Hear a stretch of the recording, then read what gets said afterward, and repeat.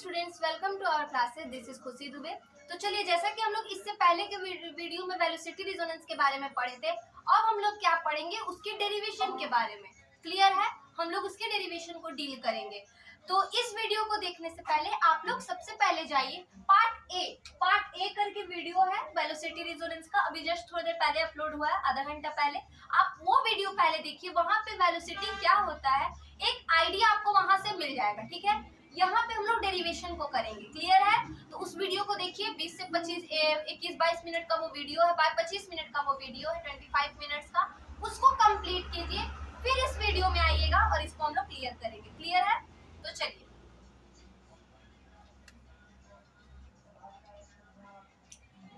चलिए, हम लोग जैसा कि समझ रहे थे कि वेलोसिटी रेजोनेंस क्या होता है, समझे थे हम लोग, जाने थे कि वेलोसिटी रेजोनेंस क्या होता है।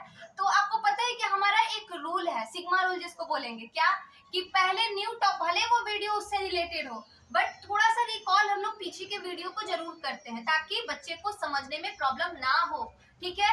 बहुत ज्यादा पढ़ना नहीं है, बहुत ज्यादा पढ़ना इंपॉर्टेंट नहीं होता है। बहुत ज्यादा टाइम में बहुत कम पढ़ के बहुत अच्छे से उसको मोटिवेट करके अच्छे से उसको एग्जाम तक ले जाना, ये बहुत इंपॉर्टेंट होता है। ये चीज हमेशा याद रखिएगा। हम बार बार बोलते हैं कि बहुत ज्यादा नोट्स, बहुत ज्यादा ये सारा चीज का टेंशन वगैरह उतना नहीं लेना है।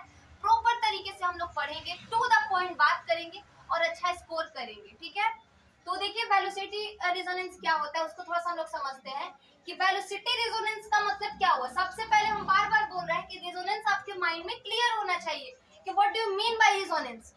आपको रेजोनेंस क्लियर होगा तो वेलोसिटी हो चाहे एम्पलीट्यूड हो, किसी क्वेश्चन में कोई प्रॉब्लम नहीं होगा। हम जब भी कोई क्वेश्चन बताते हैं तो एक बार नहीं 10 बार नहीं बहुत बार बोलते हैं कि ये क्वेश्चन बहुत बहुत इंपॉर्टेंट है, इसे आपको करना है, एनी हाउ करना है।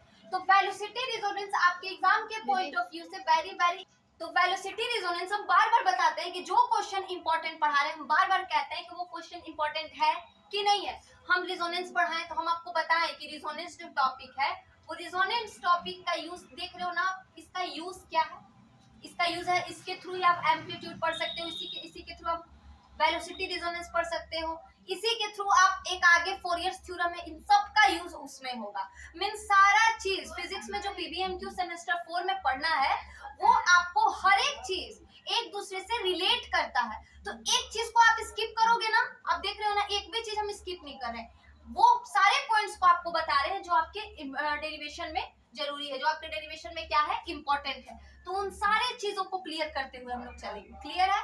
तो देखिए, वेलोसिटी रेजोनेंस के बारे में भी हम लोग थोड़ा बात करते हैं, क्लियर करते हैं। इसको हम लोग बहुत अच्छे से समझे हुए पीछे क्लास में। एक बार प्लीज आप जरूर जाइए इससे पहले की वीडियो में और उसको क्लियर कीजिए, तब आप इस वीडियो में आओगे तो आपको बहुत अच्छे से क्लियर होगा। ठीक है? तो चलिए हम लोग इसको स्टार्ट करते हैं। यहाँ पे क्या लिखा हुआ है, हम लोग लिखे थे, आप एक बार मिला लीजिएगा, हम लोग क्या लिखे हुए थे कि the maximum value of velocity under forced vibration is known as velocity resonance. यहाँ तक हम लोग लिखे हुए हैं। इसके बाद लिखना स्टार्ट कीजिए।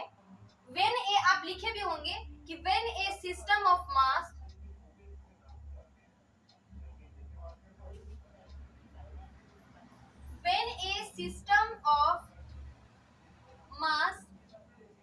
स्मॉल एम, कोई भी देख रहे हो ना, कोई भी इस टाइप का टर्म दोगे आप लोग तो याद रहे आप लोग को कि अगर कोई भी वेरिएबल कुछ भी आप लिख रहे हो, यहाँ पे A to Z कोई भी लिख रहे हो, आपको क्या करना होगा, आपको उन लेटर्स पे कॉमा दे के लिखना होगा। इससे क्या होता है, हम एक चीज याद रखिएगा, हम पढ़ाते पढ़ाते आप लोग को ट्रिक भी देते जाएंगे। ठीक है? ट्रिक भी देते जाएंगे कि कैसे सारा चीज करना है। अभी से ठीक आधा से एक से 1.5 घंटे बाद एक वीडियो अपलोड होगा जिसमें मैथमेटिक्स के बारे में बताया है कि मैथ्स में कैसे क्वेश्चंस को डील करना है। ठीक है? कैसे क्वेश्चन का सिलेक्शन करना है, वो सारी चीज, वो वीडियो, वो सब देखिएगा, बहुत अच्छे से आप लोग को क्लियर होगा। ठीक है? तो स्मॉल एम है, इसके ऊपर कॉमा, कोई भी वेरिएबल का यूज कीजिएगा, कोई भी लेटर का यूज कीजिएगा इंग्लिश अल्फाबेट में, तो उसके ऊपर कॉमा दे दीजिएगा। डबल इन्वर्टेड कॉमा देने का मतलब है कि आप इससे पहले कोई लिए हुए हो और कोई वेरिएबल लिए हुए, तब आप इसको डबल इन्वर्टेड कॉमा से रिप्रेजेंट कर रहे हो। ठीक है? तो इसलिए आपको सिंगल इन्वर्टेड, क्योंकि मैंने इससे पहले कोई भी एक वेरिएबल नहीं लिया, कोई भी एक अल्फाबेट नहीं लिया है। यहाँ से हम स्टार्ट करें, दैट मीन्स हम कितना दिए, सिंगल इन्वर्टेड कॉमा दिए, देख रहे हो ना आप कितना बेसिक कॉन्सेप्ट समझ में आ रहा है। हम लोग कहीं भी कॉमा दे देते हैं, कहीं भी डबल इन्वर्टेड दे देते हैं, कहीं भी ब्रैकेट दे देते हैं, तो इन सब चीजों पर मार्क्स बहुत कटता है, छोटे छोटे चीजों पे मार्क्स मिलता है। क्योंकि हम लोग ग्रेजुएशन के स्टूडेंट है ना, हम लोग ग्रेजुएशन कर रहे हैं ना, तो टीचर्स तो नोटिस करेंगे कि आप उस लायक हो कि नहीं हो, समझ रहे हो ना। तो चलिए क्या लिख रहे हैं कि when a system of mass small m, when a system of mass small m having a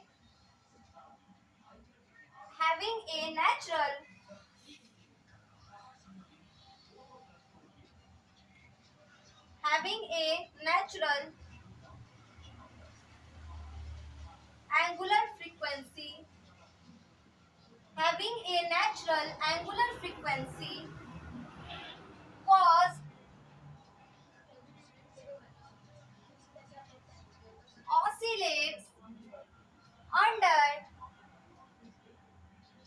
an external force f naught sin pt। एक चीज और हम आप लोग को बता दें कि अगर आप कहीं भी, अगर हम यहाँ पे स्मॉल पी लेके चल रहे हैं ना बच्चों, तो आपको स्मॉल पी ही लेके चलना है। जहां भी आप पी का यूज करोगे साइन के साथ में आपको स्मॉल पी ही लेना है, ठीक है। बिकॉज क्योंकि हम यहाँ पे जब लिख रहे हैं ना, तो हम लोग इससे पहले पढ़ चुके हैं कि स्मॉल पी क्या है, साइन पी टी क्या है, ये सारी चीजों को जानते हैं। अगर आप जहां वेरिएबल को चेंज कर दोगे ना, आपका मार्क्स वहां पे डायरेक्टली इस तरीके से एग्जाम में कर दिया जाता है, ऐसे कुछ नहीं, बस यही करके ऐसे कर दिया जाता है। अब वहां पे मार्क्स कितना कटता है, 2 मार्क्स कटता है, ठीक है। इस चीज को याद रखिएगा, बता दिया। और ये ऐसे वैसे नहीं बता रहे, बहुत ऑसिलेट्स ना, बहुत कुछ एक्सपीरियंस करके बता रहे, ठीक है। तो 100% हम तो नहीं बोलते किसी चीज के लिए, हम 99% बोलते हैं कि ये क्वेश्चन आ रहा है, और ये सारे कॉन्सेप्ट को आप एक दिमाग में रखोगे, और इसके बाद वाला मैथ्स का वीडियो, उसके बाद आपका हिम्मत नहीं है कि आपका स्कोर कम आएगा, बहुत अच्छा स्कोर करोगे आप, ठीक है। तो क्या लिखे हम लोग, when a system of mass small m having a natural angular frequency was oscillates under an external force f naught sin pt, the displacement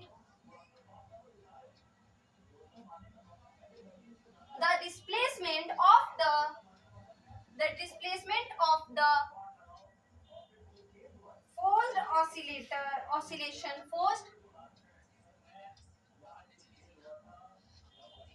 oscillation at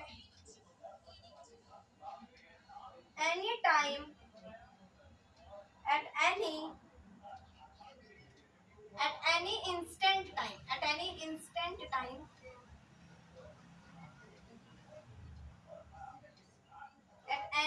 forced oscillation at any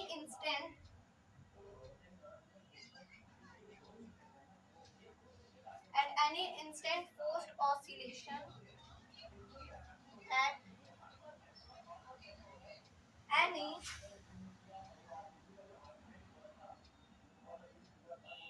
instant time is given by, देखिए हम क्या लिखे यहाँ तक, आप लोग देखिएगा, ध्यान से देखिए यहाँ तक क्या लिखे हम, ठीक है। आप देखोगे हम क्या लिखे हैं कि when a system of mass small m having a natural angular frequency, what do you mean by angular frequency, natural means तो जो साधारण उसका है। सपोज करिए कि अगर ये बोर्ड यहाँ पे स्टॉप है, जस्ट इमेजिन क्या बोर्ड स्टॉप ही है, तो मान के चलते ये बोर्ड स्टॉप है, इस पे कोई फोर्स नहीं लगा, कुछ नहीं कर रहे हैं, जस्ट ये रखा हुआ है। मीन्स क्या, मीन्स ये कि दीदी ये इसका जो भी इस बोर्ड का फ्रीक्वेंसी होगा, मान के चलते 20 हर्ट्ज होगा, कितना होगा, 20 हर्ट्ज इसका फ्रीक्वेंसी होगा। ये उसी फ्रीक्वेंसी पे अभी तक है। जब कोई आकर इस बोर्ड को धक्का देगा तो क्या होगा, मेरा फ्रीक्वेंसी इस बोर्ड पे आएगा, मेरा फ्रीक्वेंसी इस बोर्ड पे आएगा, मेरे फोर्स के थ्रू ये बोर्ड क्या हो जाएगा, अनस्टेबल हो जाएगा, अनबैलेंस हो जाएगा। तो फिर क्या होगा, यहाँ पे ये बोर्ड अपने पोजीशन से हो सके वाइब्रेट करे। सबसे पहले तो वाइब्रेट करेगा, कोई भी दुनिया का कोई भी पार्टिकल फिजिक्स के अकॉर्डिंग या फिर दुनिया के कोई लैंग्वेज के अकॉर्डिंग, फिजिक्स कहता है कि अगर आप किसी पार्टिकल पे फोर्स लगाते हो तो वो डायरेक्टली मोशन में नहीं आता है, पहले वो पार्टिकल वाइब्रेट करता है, देन वो ऑसिलेट करके मोशन में आता है। ये चीज को दिमाग में रखिएगा, ठीक है। तो फोर्स्ड वाइब्रेशन लिख रहे हैं और फोर्स्ड ऑसिलेशन लिख रहे हैं। There is no difference between forced oscillation and forced vibration. If small change, if the body is vibrate in any instant periodic time, in periods time, periodic time कह सकते हो, then that is called forced vibration, and it is also similar to forced oscillation. If it oscillates after vibration, after the process of vibration, then it is what? Then you can call that what is forced oscillation. Clear है ये सब चीज?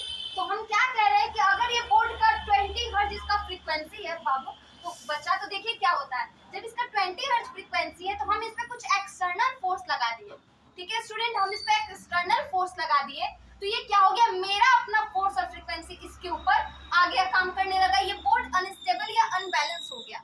उसके बाद क्या हुआ, उसके बाद सिंपल सा बात है, बोर्ड गिरेगा, मेरा सर फूट जाएगा, ऐसा नहीं सोचना है। उसके बाद क्या होगा कि ये बोर्ड का जो फ्रीक्वेंसी था ये तब तक वाइब्रेट करेगा जब तक इस पे जो हम फोर्स लगाए हैं उतना फोर्स, अभी तो आप कहिएगा कि दीदी आप इस पे मैम या आप इस पे फोर्स लगाओगे तो ये तो गिर जाएगा, ऑब्वियस सा बात है गिर जाएगा। बट यहाँ पर भी आप ये चीज देखो कि अगर हम पूरा धीरे से फोर्स लगाएंगे तो ये बोर्ड नॉर्मल गिरेगा तो ज्यादा, लेकिन पूरा जोर से झटाक से फेंक देंगे तो ये बोर्ड पे ज्यादा नुकसान हो सकता है ना, तो जितना फोर्स लगाएंगे उतना ज्यादा रिपीट करेगा। न्यूटन का थर्ड लॉ क्या था, every action has equal and opposite reaction. सारे चीज में ये काम करता है, ऐसा नहीं है कि न्यूटन जी के ऊपर चल गए, नहीं, उनका न्यूटन सर का सारा लॉ, तीनों लॉ काम करता है, ठीक है।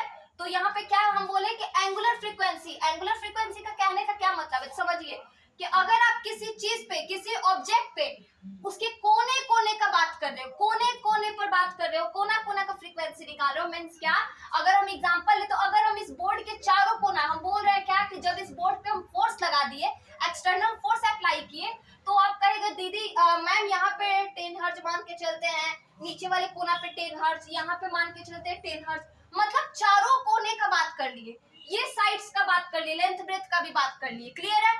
तो ये क्या कहेंगे हम लोग कि इसका फ्रीक्वेंसी, हम लोग कोने कोने का फ्रीक्वेंसी निकाल लिए, मींस क्या कि हम इसका एंगुलर फ्रीक्वेंसी निकाल लिए। वैसे ही जब अगर कोई बॉडी सर्कल पे बात हो, जब सर्कल पर निकाला जाए तो उसको एंगुलर फ्रीक्वेंसी कहेंगे। यहाँ पर तो हम आपको सर्कुलर बोर्ड नहीं दिखा सकते, तो हम मान के चलते हैं कि ये सर्कुलर बोर्ड है, ठीक है, और इसका कोने कोने पे हम लोग निकाल लिए फ्रीक्वेंसी, तो दैट मीन एंगुलर फ्रीक्वेंसी, ठीक है। तो एंगुलर फ्रीक्वेंसी क्या कहता है कि जब हम किसी सिस्टम मास जिसका मास m है उस पे अगर हम क्या करते हैं कि कोई एक्सटर्नल, देखिए angular frequency was oscillates, angular frequency घूमने लगता है, मींस क्या कि इस बॉडी का कोना कोना का जो पार्टिकल का जितना भी फ्रीक्वेंसी, ऐसा तो नहीं है ये, अगर हम एक पेन ले लें, इस पेन का एग्जांपल लेके चलते हैं, तो इसका हर एक, इस पेन का मास कितना होगा, मान के चलते स्मॉल है, एग्जांपल लेके चलिए, इस पेन का मास कितना होगा, स्मॉल एम, इस पेन का मास होगा, क्लियर है। अब हम आपसे बात करते हैं क्या कि चलिए बाबू इस स्मॉल एम मास है इसका, हम इस पे फोर्स लगा दिया, फिर इस पे कुछ कर दिए, तो सबसे पहले जिस जगह पे लगाया तो उसका फोर्स पे उसका फ्रीक्वेंसी पे थोड़ा इफेक्ट, फिर धीरे धीरे हम लोग को पता नहीं चलता है, क्योंकि ये प्रोसेस इतना स्पीड होता है कि हम लोग कहते रहे इस पेन को मार दिए, गिर गया, फट गया, ये हो गया, वो हो गया, बट उस पेन के गिरने ये समय इतना स्पीड होता है कि उस चीज को हम लोग जल्दी इमेजिन नहीं कर पाते हैं। उसी तरीके से इसका कोने कोने पे हम लोग फ्रीक्वेंसी निकालेंगे, ठीक है। तो क्या कह रहा है कि जब हम एक एक्सटर्नल फोर्स को अप्लाई करते हैं तो जिसका एक्सटर्नल फोर्स, जिसका नाम कितना है, F0 sin pt, आप मान के चलो P, मान के चलो नाम, ये इस वैल्यू को इसलिए लिखा गया है क्योंकि रिजोनेंस पे फोर्स ऑसिलेशन के तौर पे F0 क्या होता है, वो फोर्स होता है जिसको हम लोग बाहर से लगाते हैं, और लगाने के बाद उस बॉडी पे जो नया फोर्स सेटअप हो गया उसको हम लोग एक्सटर्नल फोर्स बोलते हैं, ठीक है। तो ये external force sine PT means what, angular frequency का बात हो रहा है, तो इसको देखिए, इससे पहले का वीडियो आप लोग जरूर देखिएगा। तो oscillates under an external force F0 sin pt, the displacement of the forced oscillation means क्या कि हर एक कोने तक का जो डिस्प्लेसमेंट है, मींस अगर ऐसे है तो यहाँ से यहाँ तक का कुछ ना कुछ तो डिस्प्लेसमेंट होगा, फिर यहाँ है, मान के चलिए यहाँ पे है, यहाँ पे, यहाँ से यहाँ तक का कुछ तो डिस्प्लेसमेंट होगा, फिर इसी तरीके से सारा का एक दूसरे का जो डिस्प्लेसमेंट है, एक at any instant force oscillation, instant मतलब क्या होता है, निश्चित तौर पे अगर हम 20 न्यूटन का फोर्स लगा रहे हैं तो सब पर 20 न्यूटन लगाएंगे। ऐसा नहीं कि कहीं जोर से धक्का दे दिया कहीं धीरे से, नहीं। जब आप किसी ऑब्जेक्ट पे फोर्स लगा रहे हो तो पूरे ऑब्जेक्ट पे इक्वल फोर्स आपको अप्लाई करना पड़ेगा, इंस्टेंट फोर्स अप्लाई करना पड़ेगा एक निश्चित तौर पे, ठीक है, एट एनी इंस्टेंट। और किसी फिक्स टाइम पे, ऐसा नहीं है कि 2 मिनट पूरा जोर से फोर्स लगा दिए रेस्ट किए, फिर उसका अगला पार्ट पे जाके फोर्स लगा दिए जोर से फिर रेस्ट किए, नहीं। आपको एक ही बार पूरे बॉडी पे फोर्स लगाना है और एक इंस्टेंट टाइम पे लगाना है कि आप जिस टाइम पे लगा रहे हो वो टाइम पे सारे पे लगाना है, ठीक है। क्या आता है हमारा रिजल्ट जब हम किसी बॉडी पे ध्यान से देखिए, इस ओवरऑल का देखिए मतलब क्या हुआ कि जब हम किसी बॉडी पे एक्सटर्नल फोर्स लगाते हैं तो उसके एंगुलर फ्रीक्वेंसी के अकॉर्डिंग, एंगुलर फ्रीक्वेंसी क्या होता है, ऑसिलेट करने लगता है। तब जो उसका डिस्प्लेसमेंट होता है फोर्स ऑसिलेशन लगाने के बाद सारा का एक दूसरे से वो क्या होता है उसको अभी हम लोग देखेंगे, क्लियर है। तो चलिए यहाँ तक आप लोग लिख लिए होंगे।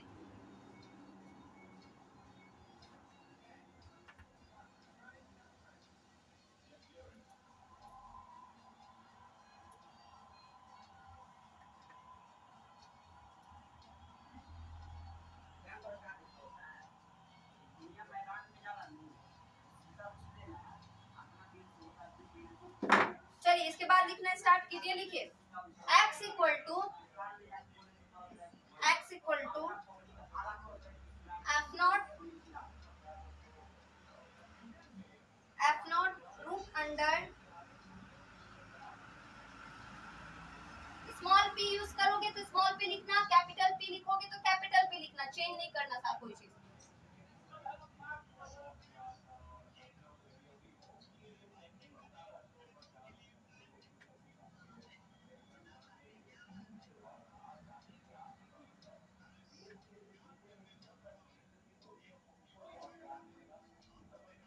इससे पहले का जो वीडियो है रेजोनेंस के ऊपर, वो वीडियो को आप लोग बहुत अर्जेंटली क्लियर करके उसको देखिएगा, ठीक है। बट वैसे भी हम कोशिश करते हैं ताकि इस वीडियो में भी आप लोग को पूरा एक्सप्लेन कर दे। तो देखिए हम पहला मैथमेटिक फॉर्म क्या लिखा है, x equal to F naught sine bracket में pt माइनस 5, फिर नीचे में क्या लिखे root under omega naught square minus small p square का whole square plus 4r square p square, ठीक है। r is what, r is here, r is displacement, P is frequency, is angular velocity. आप देखोगे आगे, इससे पहले का video देखना, वहां पे सारा चीज क्लियर है, P इक्वल टू क्या है एक बार क्लियर करके चेक कर लीजिएगा, ठीक है। और F क्या है, हमारा फोर्स है, F नॉट क्या है, F नॉट हमारा रिक्वायर्ड फोर्स है जो फोर्स हम लोग अप्लाई किए हैं। साइन PT माइनस 5 क्या है, साइन PT माइनस 5 जो हम फोर्स लगाए हैं उसके बाद जो चेंजेस आया है उसके एंगुलर में वो है, ठीक है। x डिस्प्लेसमेंट है, r हमारा सिंपल सा क्या है, हमारा x डिस्प्लेसमेंट है, r हमारा रेडियस। तो आप इस चीज को देखिएगा, इससे पहले का वीडियो जरूर देखिएगा, सारा चीज का क्लियर होगा, ठीक है। यहां तक लिख लिया आप लोग। इसके बाद लिखना स्टार्ट कीजिए, now the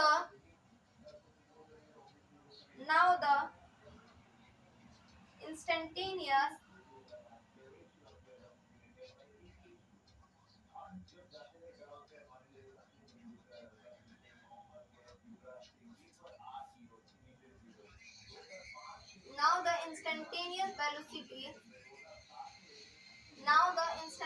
velocity is given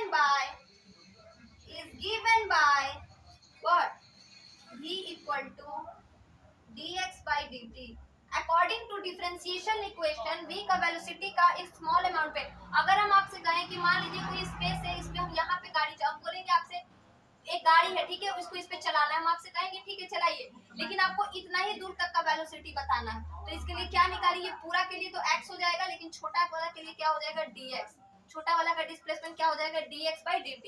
और आपको पता है displacement by time is equal to velocity होता है, तो स्मॉल अमाउंट में निकालेंगे तो dx by dt निकलेगा, ठीक है। और कैपिटल के लिए निकालेंगे तो x by, मतलब पूरे के लिए निकालेंगे तो आपको पता है इंटीग्रेशन का मतलब क्या होता है, टोटल, डिफरेंशिएशन का मतलब होता है पार्ट वाइज डिवाइड करके निकालना सबका, ठीक है। तो v equal to dx by dt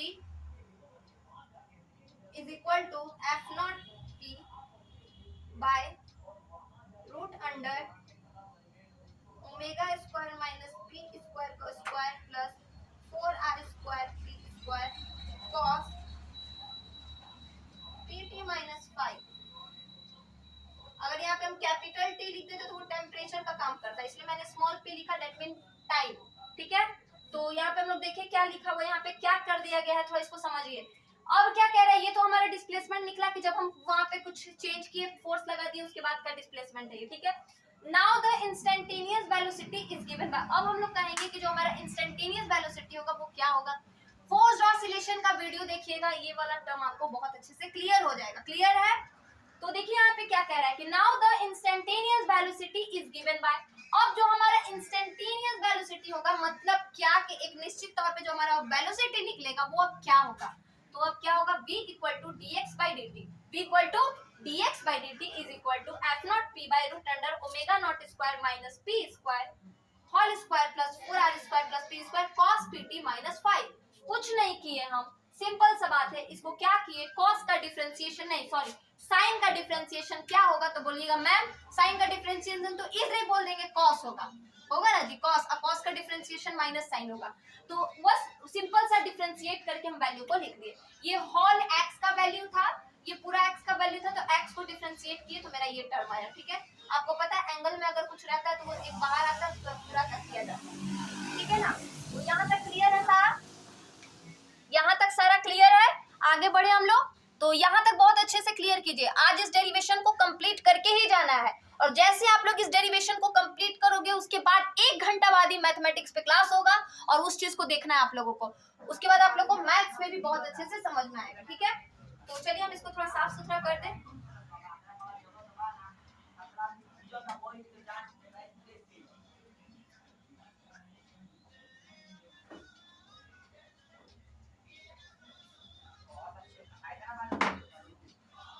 अब लिखना स्टार्ट कीजिए कि the velocity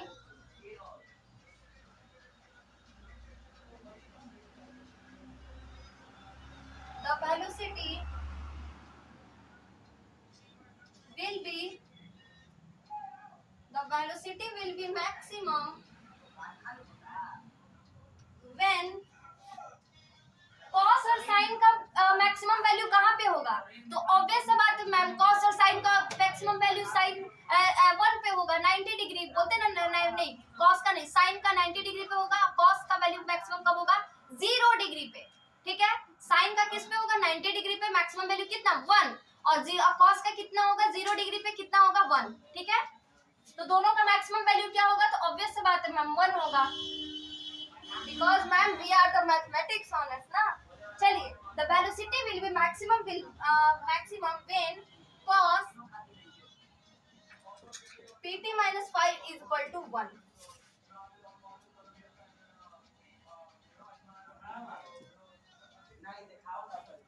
The maximum value is known as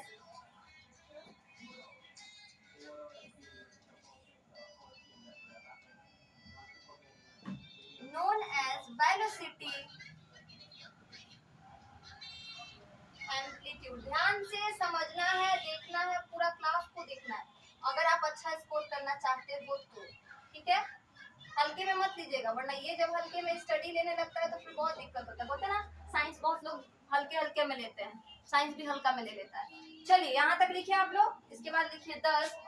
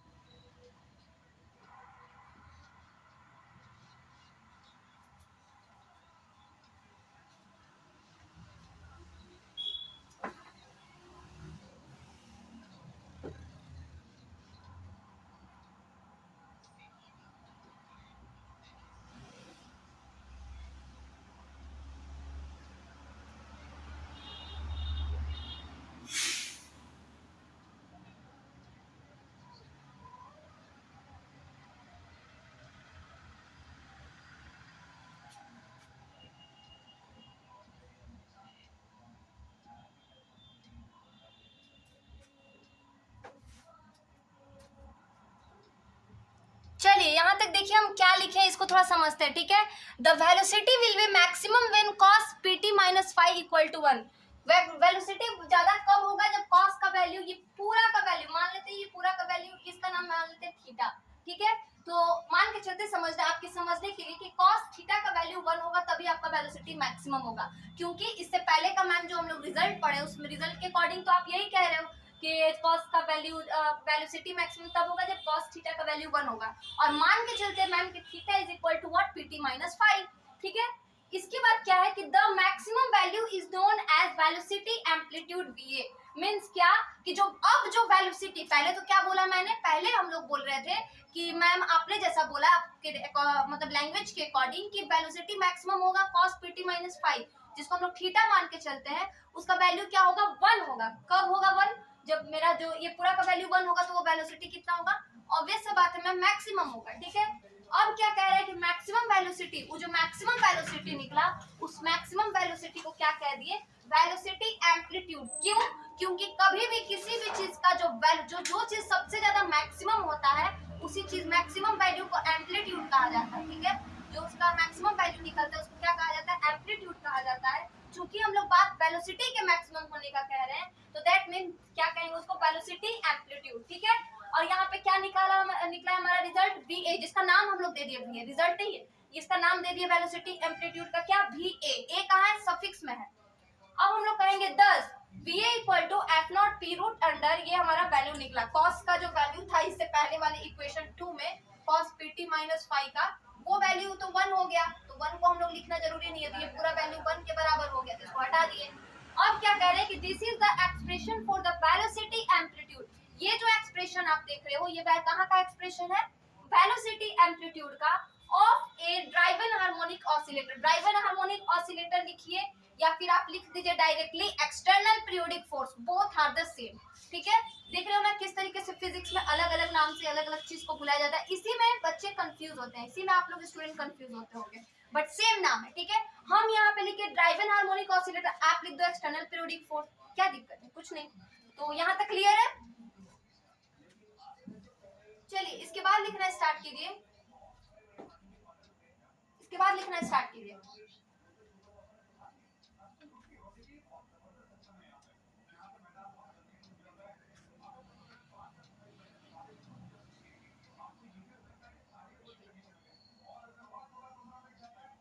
लिखिए नाउ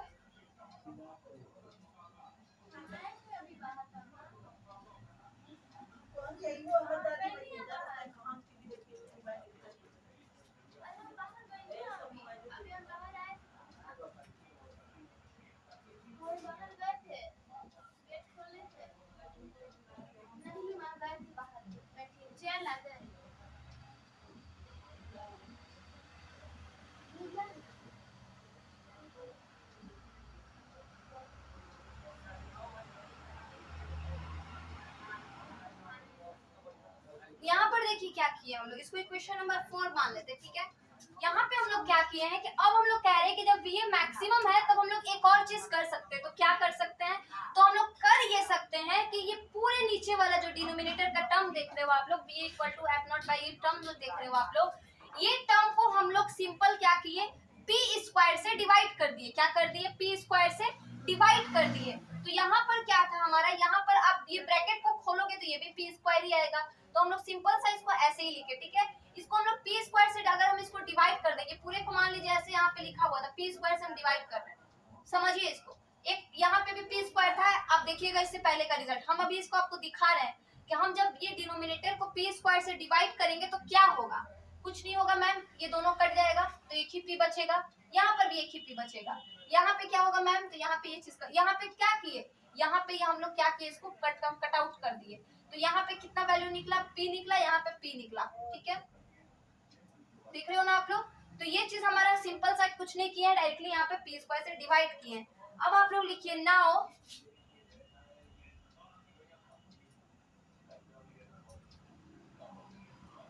अगेन va मैक्सिमम होगा तो क्या होगा, again va is maximum when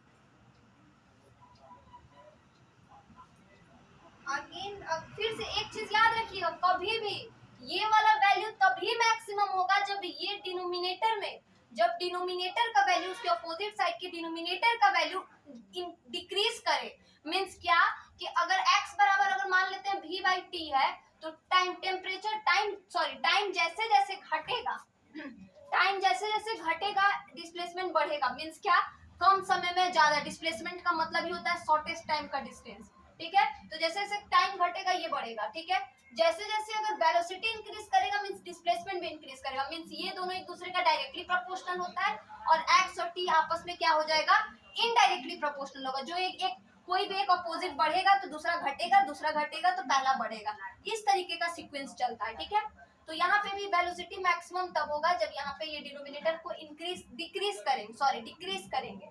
तो अगेन जब हम डिनोमिनेटर को डिक्रीज करेंगे तो क्या होगा देखिए,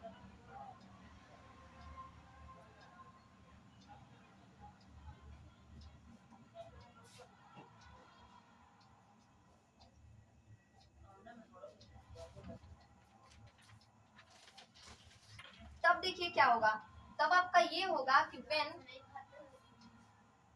omega naught square minus P square by P, यहाँ पे स्क्वायर वाला वर्ड मिसिंग है, पी से डिवाइड किए। चलिए ठीक है, पी से डिवाइड किए यहाँ पे। ठीक है, क्योंकि जब ब्रैकेट खुलेगा तो ऑटोमेटिकली ये पी स्क्वायर हो जाएगा। तो चलिए यहाँ पे समझते हैं, यहाँ पे पी स्क्वायर से डिवाइड किए ब्रैकेट, यहाँ पे पावर ये होने के कारण, और फिर से देखिए इस चीज को हम आपको फिर से एक्सप्लेन करते हैं।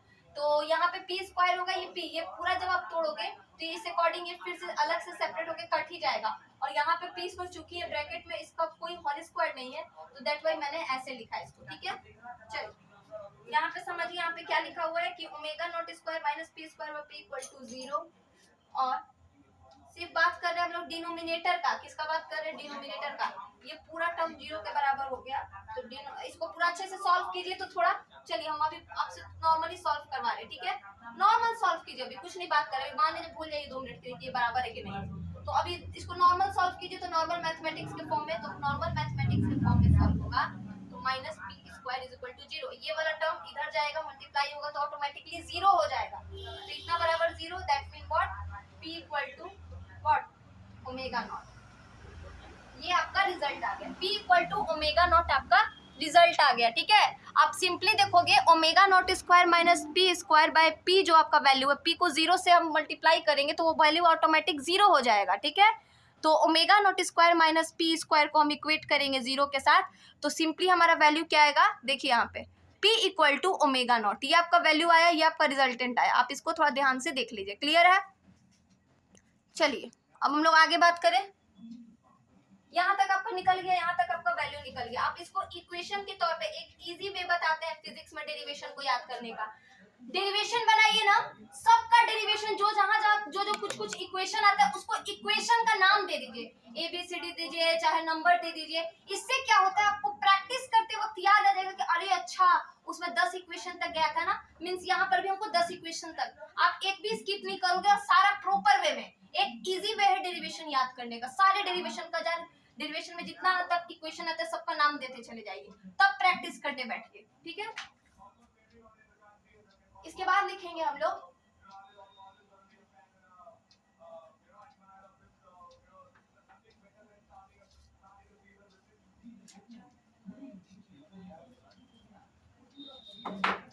इसके बाद लिखिए hence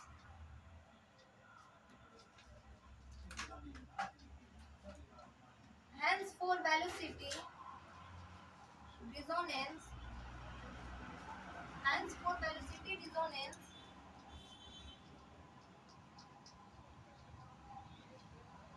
the frequency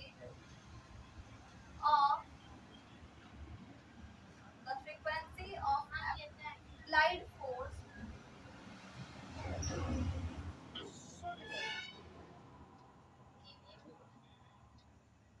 should be equal to natural frequency of the vibrating body।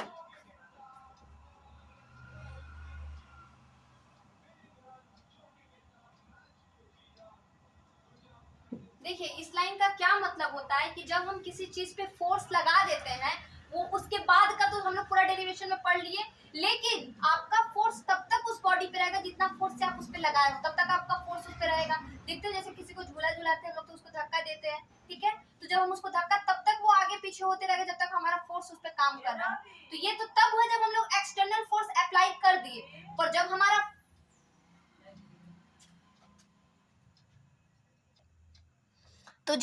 Force जब उस किसी बॉडी पे खत्म हो जाएगा, उसके बाद का जो आप देखोगे वो वापस से अपने ओरिजिनल पोजीशन पे आ जाएगा, ठीक है।